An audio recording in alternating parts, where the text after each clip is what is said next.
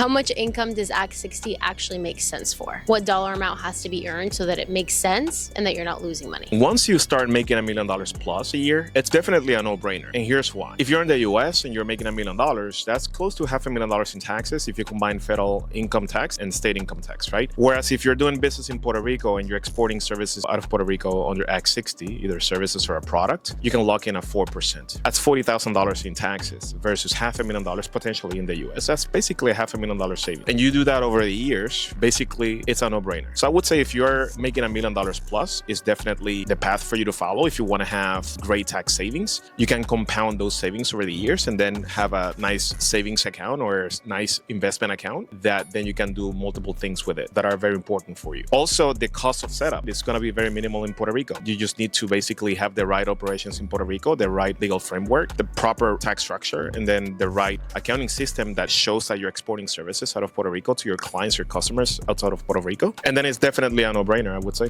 once you start making $1 million. And then, of course, if you're making over $1 million, then your savings are just going to be higher.